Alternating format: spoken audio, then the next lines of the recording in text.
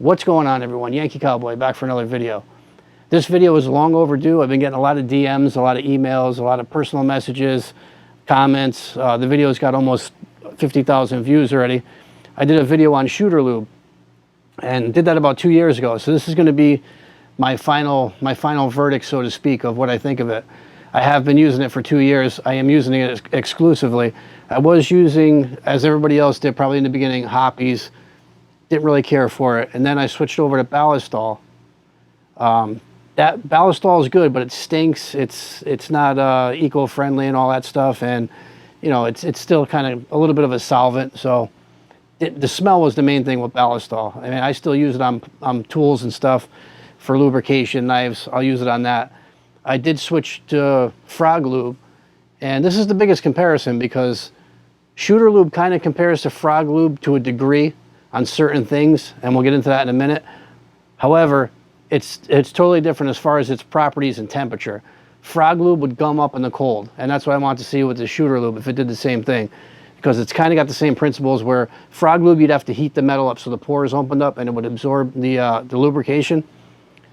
Shooter lube does kind of the same thing, except you don't have to heat it up. When the gun gets hot, it soaks the oil into the pores. And again, getting back to the Frog Lube, that would gum up in cold weather. I had my 1911 at my SIG Emperor Scorpion, completely, the slide would completely jam on it because it gummed up. So Frog Lube got pretty much tossed. I don't use that for anything. Saw the shooter lubes, saw it was eco-friendly, you know, biodegradable, the whole thing, no smell, non-toxic, American made by a veteran company. So I'm like, yeah, I'm on board.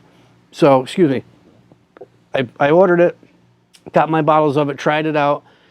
I believe it was the summertime when I got it, so ran good in the heat. I was really waiting for the cold weather. That's why I haven't done a final verdict or an update. So when the cold weather hit and I used it and I saw that it didn't gum up at all and it was just fantastic, I was like, yeah, this stuff is pretty good. It's a two-part process. I went over this in my first video. If you guys haven't seen that, I'll leave a card up top. But this is your stage one. This is your solvent. This is what will clean everything. So that's pretty much your stage one here is your...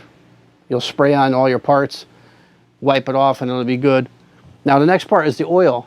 And they gave you this, the tip that came on this for the oil was a regular pour tip, and it just, you wasted more oil than you needed, and you couldn't get in tight spots. So I did go ahead and order the needle tip for this, which is key. I highly recommend getting the needle tip for it.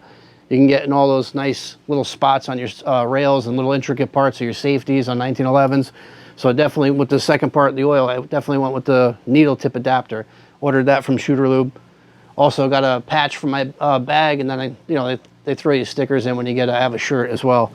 But just a stand-up company, great people. I've dealt with them on customer service on a couple of questions I had and got right back to me. Just a great company overall. Again, it's a veteran company, so got to stick with our veterans and support veteran companies.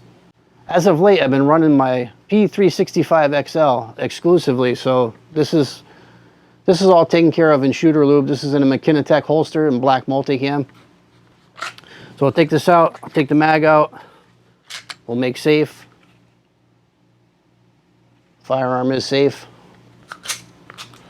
So this gun I went to the range maybe a week and a half ago and I put maybe a couple hundred rounds through it and I haven't cleaned it. And I sat here and really looked at the barrel and all the metal parts of it, and there's still lubrication on it. So when you get these things warm, it does seep into the pores. So you really don't have to go crazy with these. So the Shooter Lube will last you a long time. It's pretty cost effective. Again, it works great on all my firearms. I've tried it in multiple things, revolvers, rifles, my handguns, and it's just been great. Again, it's a two-part process. In case you missed the first video, you'll spray down with the stage one. Sorry about that. Spray down with the stage one. And then you'll follow up with the stage two, which is your oil and lubrication. And then you're good to go. I mean, this is a pretty decent sized bottle. This is an 8-ounce bottle for the cleaner. And then it's a 2-ounce bottle of the oil, which again, you don't have to put a lot on because it stretches pretty far. So I've been extremely happy with it. I put it up against Frog Lube, Ballistol, Hoppies, all that, and it flat out beat it out. So this is my final verdict, is a total thumbs up. I'm using Shooter Lube for 2 years now. It's my go-to. So, if you guys are interested in Shooter Lube, I highly, highly suggest it. It's a fantastic product. If you guys got any questions or comments, leave them down below. Be sure to hit that bell icon so you get notified when I make new content. And we'll see you guys on the next one.